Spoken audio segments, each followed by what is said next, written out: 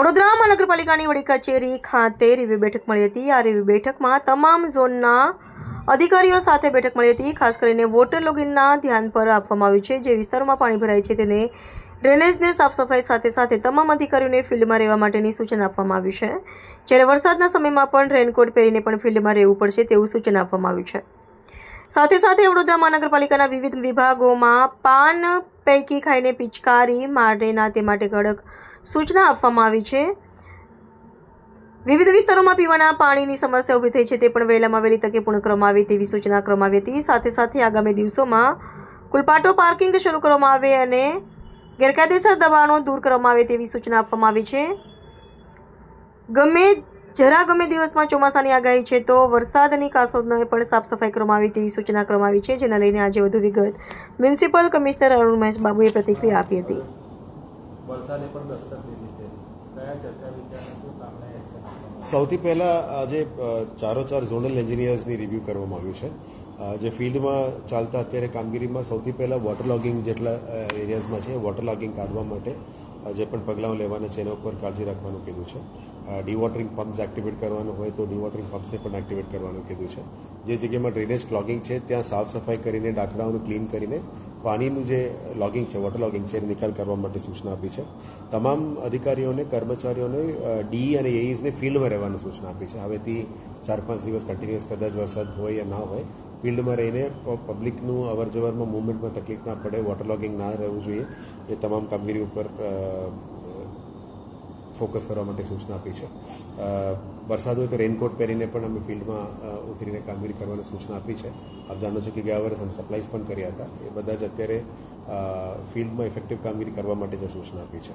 સાથે સાથ નવા ડેવલપિંગ વિસ્તારમાં સીસીટીવી અને એલઈડી બોર્ડ્સની વધારો કરવાનું પણ નક્કી કર્યું છે. જ્યાં સેફટી અને સિક્યોરિટી દીકરાઓની અને દીકરીઓની સલામતી માટે સીસીટીવી કેમેરાસ અને રોડની અંદર મોનિટરિંગ સિસ્ટમ અને ટ્રાફિક માટે પણ હવે નવું સીસીટીવી સિસ્ટમ્સ લગાવવાની નક્કી કર્યું છે.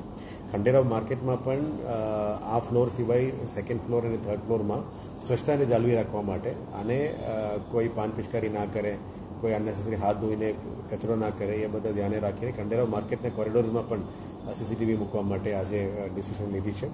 જેથી કરીને જ્યારે આપણે સ્વચ્છતાની વાત કરીએ આપણા પોતાની બિલ્ડિંગમાં પણ સ્વચ્છતા સારી રીતે થવું જોઈએ. હોસ્પિટલ, સ્કૂલ્સ, આંગણવાડીમાં ખાસ કરીને અત્યારે નમો સ્વચ્છતા કેમ્પેઇન પણ ચાલી રહ્યા છે. જેથી કરીને ત્યાંના ફેન, ડોર, વિન્ડોઝ આ બધાની જે પણ રિપેર કરવાનું છે એ લિસ્ટ પણ અમે આંગણવાડીઝ અને હોસ્પિટલથી લઈ લીધા છે, સ્કૂલ્સમાંથી પણ લઈ લીધા છે. એટલે ચારો ઝોનના આસિસ્ટન્ટ એન્જિનિયર બિલ્ડિંગ્સને ખાસ કરીને આ તમામ રિપેર્સ કરીને ઓફિસને ક્લીન કરવા માટે પણ કીધું છે. અને તમામ ઓફિસર્સની અંદર સ્વચ્છતા પણ જાળવી રાખવા માટે આજે તમામ ચારો આસિસ્ટન્ટ કમિશનરે સૂચના આપી છે. જેથી કરીને કોઈ બોર્ડ ઓફિસમાં આવે, અરજદાર આવે અથવા આપણા કર્મચારીઓ પણ કોઈ પણ ઓફિસમાં ગંદકી ના ફેલાવે એના માટે ખાસ કાળજી રાખવાનું કીધું છે. હવેથી ગાર્ડન પ્લાન્ટેશન્સ પણ અમે મોટાભાગમાં કરવાના શરૂ થઈ ગયા છે. હવે શહેરમાં મોટા જગ્યામાં ward offices, zonal offices, public interaction spaces જેથી કરીને મોલ્સ છે, પ્રાઇવેટ મોલ્સ છે, રેલવે સ્ટેશન છે, બસ સ્ટેશન છે,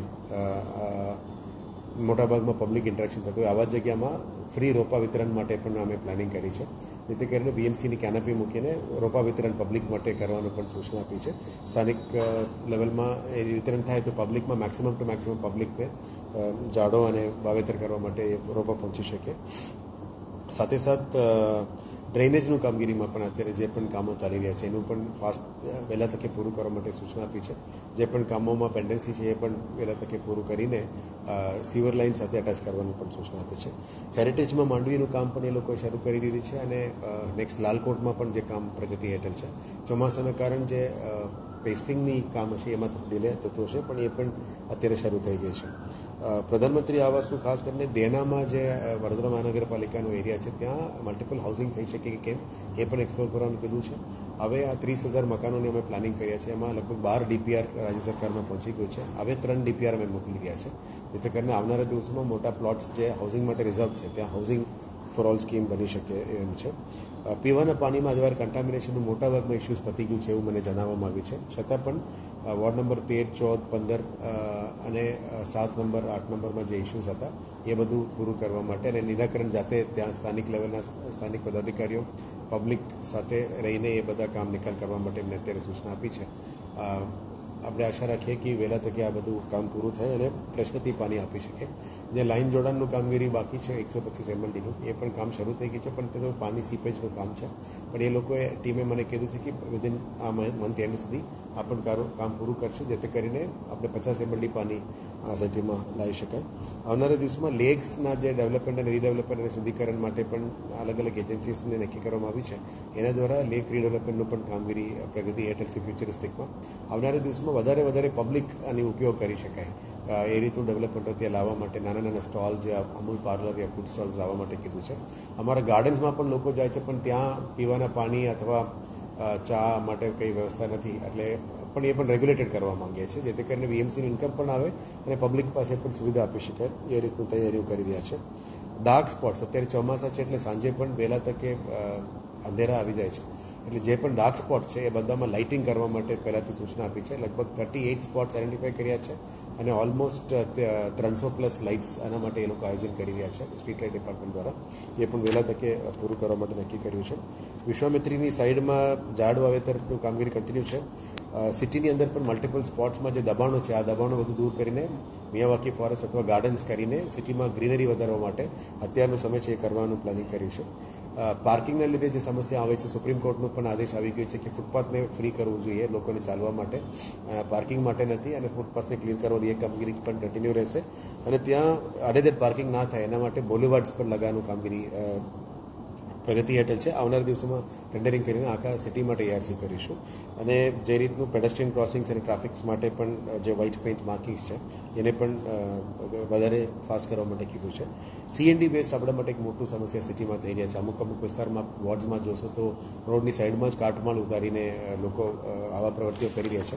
એના ઉપર દંડનીય પ્રક્રિયા કાર્યવાહી કરવા માટે આજે town planning department, assistant commissioner, solid વેસ્ટના સેનિટરી ઇન્સ્પેક્ટર્સ આ તમામને સૂચના આપી છે. અને CND વેસ્ટ બાબતમાં CND વેસ્ટની એજન્સીનો નંબર પણ મેક્સિમમ ટુ મેક્સિમમ પબ્લિકને મળે એ બાબતની સૂચના આપી છે. સાથે પાણીનું નવું સ્ત્રોત સિંદરોટ માટે 150 MLD નવું બનાવવા માટે ડિઝાઇન ફેઝમાં આવી ગયું છે. અને ઈસ્ટમાં આપણે ટિમ્બી અને નિમેટા અને સાથે આજુબાજુમાં કેવી રીતે સ્ત્રોત વધારી શકાય એ બાબતમાં અત્યારે તૈયારીઓ શરૂ કરી દેવામાં આવી છે.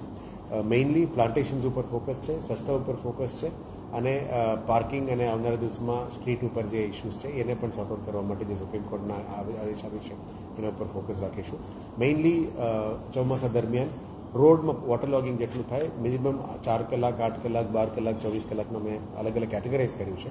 આ પાણી ઉતરે એના માટે વ્યવસ્થા કરવા માટે કીધું છે. અને ભૂખી ખાસ અને રૂપારેલ ખાસ અને મહાનગર ખાસમાં જે સફાઈ માટે જે મશીન ઉતારવાની હતી એ મશીન પણ ટૂંકા સમયમાં આવી જવાના છે એવું જણાવવામાં આવ્યું છે. એટલે ટૂંકા સમયમાં આ પોકલેન મશીન અને આ ડ્રેજિંગ મશીન જે અંદર મૂકીને ક્લીન કરવાનું છે, જેમાં બેઝિકલી પ્લાસ્ટિક બોટલ બધું અટકી જાય છે, એ બધું શરૂ કરવાના છે. હવે એ પણ સૂચના આપી છે કે CSR અથવા આપણા પદ્ધતિથી જ જે નદી નાળાઓમાંથી વહેણમાં નીકળે છે ગંદકી અને પ્લાસ્ટિક્સ બધાને સ્ક્રીન કરવા માટે નેટ અથવા મેશ બ્રિજની બાજુમાં મૂકીને આ બધા કેચ કલેક્ટ કરવાનું પણ કીધું છે, જેથી કરીને ફ્યુચરમાં કોઈ જગ્યામાં ક્લોગિંગ ના થાય એ બાબતની તૈયારીઓ અને સૂચનાઓ આપવામાં આવી છે. સર, શહેરમાં ઘણી જૂની જર્જરી બિલ્ડિંગ્સ પણ છે, પાલિકા નોટિસ આપે છે, પણ હવે માલિક ઉતારતા નથી. હવે તંત્ર શું એના પર એક્શન લેશે? ડિલેપિડેટેડ બિલ્ડિંગ્સ માટે જે ડિઝાસ્ટર મેનેજમેન્ટ અંતર્ગત અમે લગભગ 1800+ બિલ્ડિંગ્સ અમે આઈડેન્ટિફાઈ કર્યા.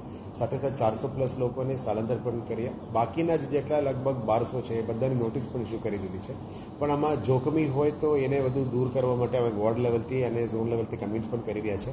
ધીરે ધીરે લોકો નીકળવા માંડે છે, પણ જે ના નીકળતા હોય એને પણ મહેનત કરીને અમે કન્વિન્સ કરી રહ્યા છે. પણ જોખમી તો છે જ, અને આ લોકોની પોતાની જવાબદારી છે, કારણ કે અમારા તરફથી તો નોટિસ ઇસ્યુ કરવામાં આવી ગયું છે. આવનારા દિવસોમાં ડેન્જરસ સ્ટ્રક્ચર્સમાં જે ઇલીગલ હોર્ડિંગ્સ પણ ઘણા બધા લોકો લગાવ્યા છે સિટીમાં, એના ઉપર પણ કડક કાર્યવાહી કરીશું. અમે અત્યારે સર્વે પણ શરૂ કરી દીધા છે. જે પણ ઇલીગલ સ્ટ્રક્ચર્સ ઉપર હોર્ડિંગ્સ લગાવ્યા છે, જે પણ રેવન્યુ નથી આપતા, GDCR ગાઈડલાઇનની બહાર જઈને પણ ઇલીગલી લગાવ્યા છે ડેન્જરસ સ્ટ્રક્ચર્સને, તમામ સ્ટ્રક્ચર્સને કાઢવા માટે અમે નક્કી કરી દીધું છે. આવનારા દિવસોમાં ટાઉન પ્લાનિંગ અને એસ્ટેટ ડિપાર્ટમેન્ટ એના ઉપર પણ કાર્યવાહી કરશે.